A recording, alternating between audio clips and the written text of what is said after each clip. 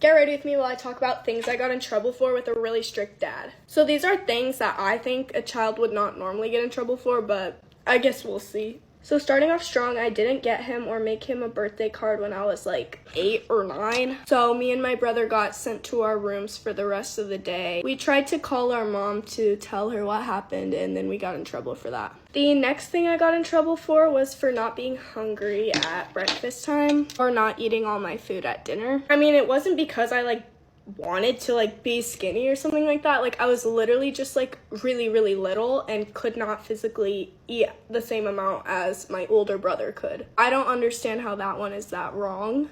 And on that note, one time I had some food left that I just was not hungry at all. I had eaten so much. So then I said I had to go to the bathroom, then I stuffed it all in my mouth, and then I went to the bathroom and spit it out in the toilet. And when I came out, my dad had his ear to the door and he was like, bruh.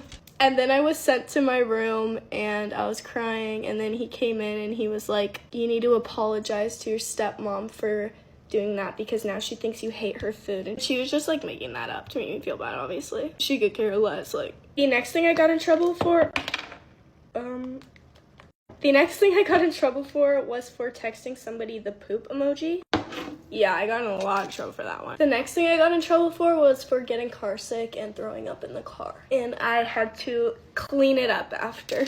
The next thing isn't something I got in trouble for. It's just kind of a weird rule we had that we had to ask before we could have a snack or just eat in general. We had to ask before we could eat. I don't know. I didn't really realize how weird that one is until now. But also it just doesn't make sense because it's you want me to eat all my food, but then when I'm not hungry you're mad at me, but then when I am hungry you're also mad at me. Make it make sense, pal. The next thing I got in trouble for was for bringing clothes that I bought with gift cards that my dad and stepmom gave me to my mom's house. So I wasn't allowed to bring anything from my dad's house to my mom's house, but obviously my mom didn't care, so she let me bring stuff from her house to my dad's house because the next thing is honestly just a weird story that happened, but my old babysitter for some reason told my dad that I wanted to my siblings, my little sibling, but luckily my dad believed me, and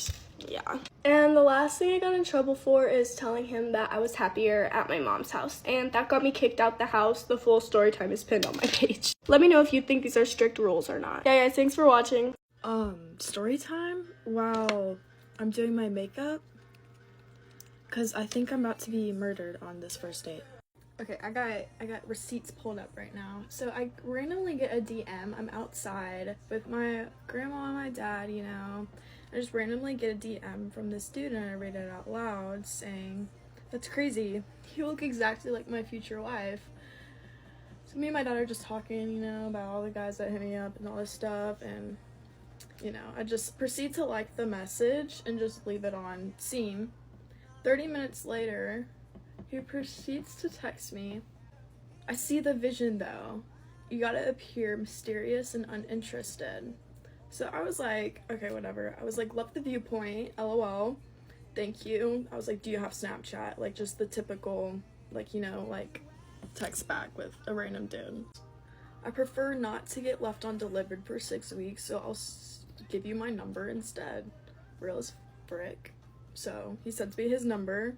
Now you have no excuse not to put me in your emergency contacts. So I'm thinking, what? So I'm like, whatever. And then I was like, wait, how old are you? Before, I, put this dude's name in my phone, right? When I text him, I'm like, "Hey, it's Ashley." He's like, "Phew, I didn't think we were gonna make it to this point, Ashley."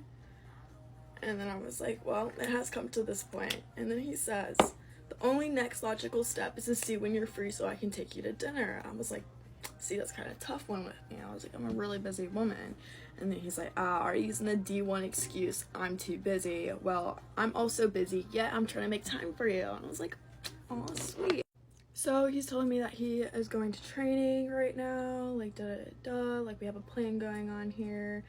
And then he was like, "Can I FaceTime you after I get out of training?" I was like, "Yeah." So he FaceTimes me after his training, and he seems like a normal person. we're kind of just talking, and he was like, so, like, what are you doing tomorrow? And I was like, well, I have, like, a little softball game at, like, 7 o'clock, and I have to go look at this couch at 5, like, da-da-da. He was like, perfect, so I can come pick you up, and we can do something, at 1. And I was like, oh, what? Like, I'm flabbergasted. Like, he sees how flabbergasted I am.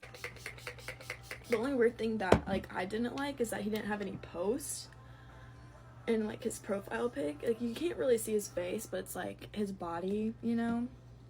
But, like, I don't know. I figure out where he lives, and he's, like, 30 minutes from me. I'm like, you're really gonna come pick me up? He was like, yes, like, dude, I like really want to take you out and all that stuff. I'm like still like flabbergasted again, and I'm like, what in the world? I was like, well, what are we gonna do? He's like, I know a spot, like, we can go like mini golfing, and I can take you out to get something to eat before or after. And I was like, free food, bro, free fucking food. Okay.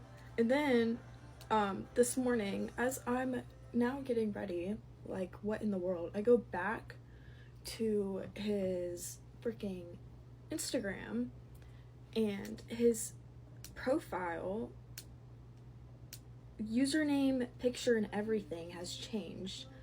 His freaking profile pic is a black screen. His username is changed to the numbers of 444. Mind you, I don't really go on dates often. Like, I couldn't even tell you the last time I went on a date, so I'm kind of just like, you just do it for the plot. I told my dad about the situation. He's like, bro, you're gonna get freaking murdered or like SEX trafficked. And I'm like, bro, I was like, I honestly don't know, but for the plot. So right now I'm getting ready. I personally just think it's weird that like he just changed his entire like profile and username and everything. Like, I don't know. I'm about to probably FaceTime him. Why should it be like not him? Bro, I'm like really scared. So wait, actually I'm gonna FaceTime him right now. Okay, I literally just got off the phone with him. I just FaceTimed him, so we're good. We're all set. He's a normal human being, and the only reason why he said apparently he changed all his social medias to that. I don't really know. I was literally straight up, and I was like, "You're not gonna murder me, right?" He's like, "What are you talking about?" I think I'm just freaking out because I've never met him before, like, in my life, and I'm just now hearing of this person. So maybe it'll be good. I'll maybe do a little update. T-minus 30 minutes until he comes. It's currently 3:35, and he was supposed to pick me up at 1, bro. I think I just got stood up. Get ready with me for day 1 of never seeing him again. As a lot of you guys have guessed, me and my boyfriend did break up, and last night was probably one of the hardest things that either of us have ever had to do. This is what I mean when I say don't trust social media, because our relationship has never been easy, and it's really hard to accept that when you're young and in love, but there comes a point where it's just too much, and honestly neither of us deserved the relationship that we were in. This is his shirt. Last night I was supposed to give him everything back, but I just needed a shirt. And last night was so hard because it was so good. You know, you love someone when in the end you both can just be mature and set aside your differences and wish each other the best and have like one last good everything, you know? Sorry, just give me a second. I need a cry break. I just woke up. I'm not allowed to cry anymore. But I got home at 2 in the morning because neither of us could walk away. At the end of the night, after literally like 5 hours of just crying into each other's arms, like, you feel the love so much. It's so hard to accept that you can't keep going. We've tried before. We broke up about a year ago for like 4 months, and we both really got our stuff together, but at the end of the day, there just seems to always be a pattern. We're both just at the point in our lives where we can't risk it again. Like, yes, what if, but we just can't put ourselves through any more of that. And it's so hard because like you want to change, like I want to change, like I want to keep it going. I don't want anyone else. I'm genuinely being so for real. I do not want anyone else. I don't want to talk to anyone. I want him, you know? But at the end of the day, we were both trying to force each other to be the person that we obviously weren't. Especially me. I struggle a lot in relationships. I always have. And this was my first everything, you know? Like, he was literally my first everything. So I'm trying not to feel so much self-blame right now, but literally, right now I just feel like it's all my fault, you know. At the end of the day, you know, it takes two people to burn a relationship to the ground, and it's never been easy. In the 2 years we've known each other, it really hasn't been easy. And it makes it so hard to let go because the goods are so good, but the bads are so bad. You hang on to the good things for so long, but there becomes a point where the pain it's not worth it anymore. My boyfriend broke up with me about a week ago, and honestly, I'm so thankful he did. I would have never done it, and it really is true in the saying, loving someone is letting someone go, because we both just have to let each other go so we can be happy. Yes, we make each other happy, but we also just hold each other back from so much. Not purposely, it's out of love, but we did just really love each other so much that we just kind of destroyed ourselves, you know? I have absolutely no ill will towards him. We both wished each other the best. It's just so hard because we didn't play the future card. We just said if it's meant to be, it's meant to be, you know? But it's just so weird thinking that, like, that could be the last time everything, you know. I never thought we'd have to say goodbye. That's what was so hard. And last time we broke up, you know, we just said see you later because we knew it was for each other, but we just can't keep going. And that's the reality. I wanted it to be him and he wanted it to be me, but at the end of the day, there's gonna be someone out there for you, regardless if it is gonna be me or not. Because I think it's just hard for us losing a person that's been through everything with them. The last 2 years of my life has been the hardest years of my life I've ever had, and he's been there through all of it. And same for him. We've just cried to each other, we laughed with each other, like, he knows everything about me. I have a lot of stuff that goes on, and it's just scary to think that there's, like, not a person out there that knows me the way he did. You know, I don't want to restart. And I know I didn't have to come on and post any of this or talk about any of this, but I know how hard it is to leave toxic relationships because we've never been able to. I need to heal, he needs to heal, and I want to document that process, whether it just helps me or it helps other people. This is something that's real, and it's something that people ignore and overlook. It's gonna be a roller coaster. Some days are gonna be really, really hard, and some days are gonna be really good and distraction filled. And I have so many big things coming, and I'm gonna look at them as healers and not distractions. And I just hit 1 million yesterday, and that's the day me and my boyfriend left. He's been there from the start. He's been there from before all of this, and it's always just been that, like, marker that we were, like, so ready for. And I hit 1 million yesterday, and we were both so happy. Anyway, I'm ready, and I'm gonna try and clean today. I just really hope you guys are understanding my emotions right now. It's gonna be so on and off. Some days I might be in my healing era, some days I might be in my sad girl era, and I have no idea how I'm gonna cope with this yet. But I am gonna be honest on my platform because this is genuinely one of the hardest things I've ever had to go through, and I know there are so many people going through it. Especially at this age, toxicity is so hard to walk away from, but at the end of the day, everyone can do it, and I want you guys to see me come out of this a better person. I love him with my whole heart. I'm sorry, the waterworks. But I could not be more thankful that we were both mature enough to last night to have one last good night and just say our goodbyes and show each other the love that we've always had and be able to leave with no regrets. I feel like we both got the closure we needed, and now it's time to start healing. So hopefully this helped you. Maybe it didn't. I'm gonna go clean my room and stuff. I hope you guys have a great day. Peace out. Love you. Bye.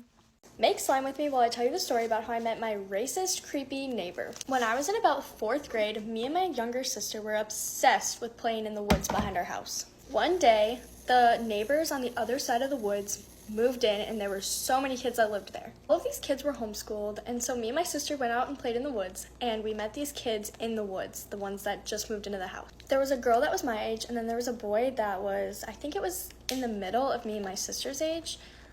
I don't know if he was older or younger.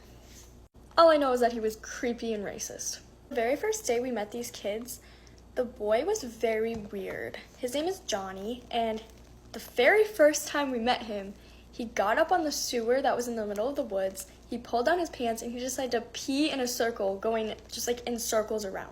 Obviously, these kids are homeschooled, so they probably don't have as much etiquette as kids who actually go to school do. And me and my sister usually went in the woods together. Like, we didn't really ever go alone because she was my best friend when I was younger. So there wasn't ever a reason for us to go alone. So the next day, we headed out to the woods and we saw them there again. And this time they were playing in a tree that was tipped over the pond. So we all climbed over it and we started yelling things over the pond. Like, hey, like no swear words or anything, just like innocent kid stuff. But Johnny decided to yell the N-word. And me being a little 4th grader who didn't have much education on anything, I asked, what was that? What does that word mean? And he said the name of our black neighbor.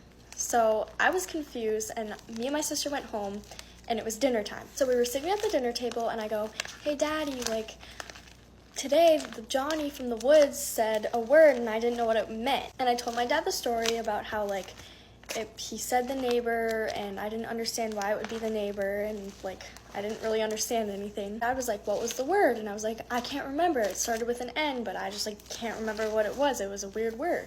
And my dad started freaking out. He was like, was the neighbor outside when he said it? Like, did he hear anything? And then my dad started going on a rant about, like, homeschooled kids and how they're, like, weird. And, like, I had already told him the story about the sewer thing. And my mom was like, you shouldn't be hanging out with him anymore. So the next day, my sister woke up sick. So I had to go play in the woods by myself. So I went in the woods, and I didn't notice anybody else around besides Johnny. And he took me into the little fort that we had built. And he was like, this is mine. What does yours look like? As he pulled down his pants. And I covered my eyes, and I literally screamed at the top of my lungs. And I was like, what are you doing? Like, blah, blah, blah, whatever little kids say. I honestly can't really remember. That's like a traumatic part of my childhood. And little Johnny comes over here, and he tries pulling my pants down. I scream, and I run home, and I just, like, cried. I didn't know what to do. Long story short, I never saw Johnny in the woods again after that.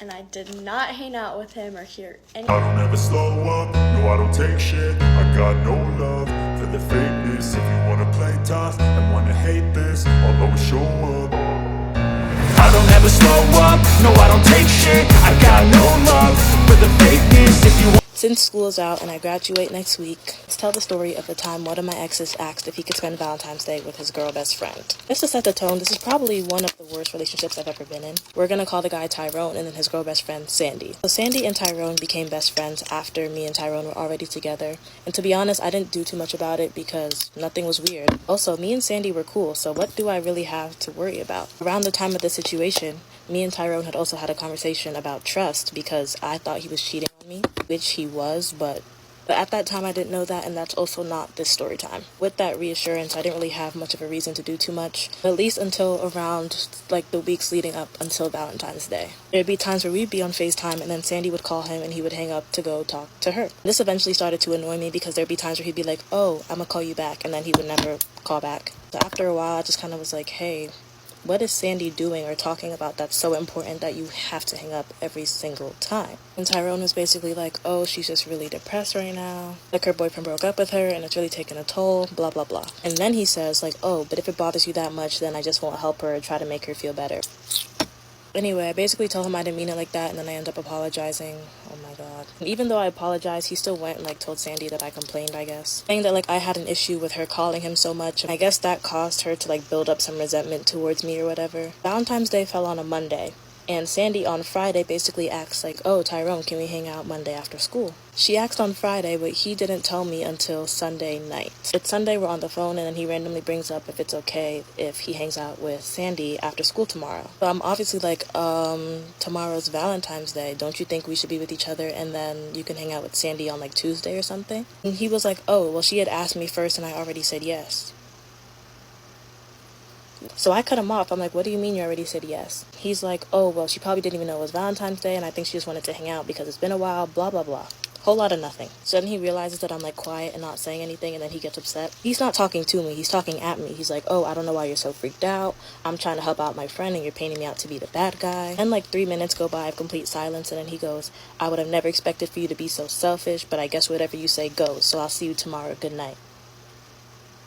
And now usually this wouldn't move me, but it was sophomore year, so not too much. So he hung up and then I started crying.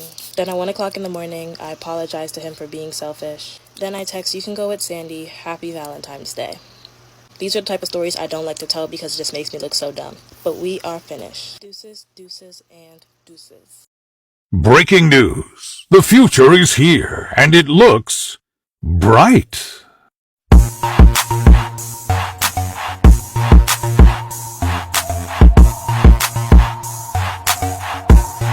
Get ready with me for a sleepover while I tell you guys how I got jumped at my last sleepover. Just kidding, y'all thought I got jumped?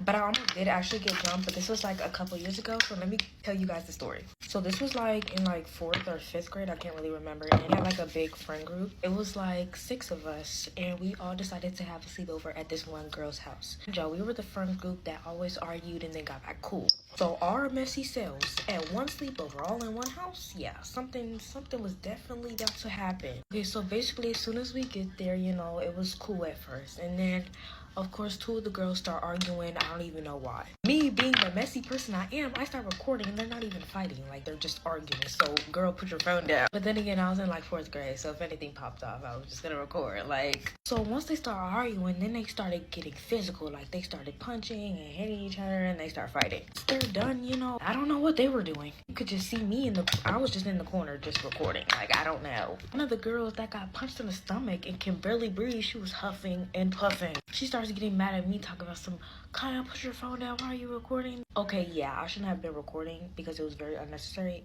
but girl, don't take your anger out on me just because you got punched in the stomach. My best friend, Erica, she was recording as well, and so she goes to Erica and was like, you too, girl, I don't know why both of y'all are recording, da-da-da-da, and she started walking up on us. I'm just like, girl, is it that serious? Like, calm down, like, we're not gonna send it to nobody. And the other girl rises up because she was on the ground just getting beat up, and she's like, yeah, I don't know why y'all are recording, da-da-da.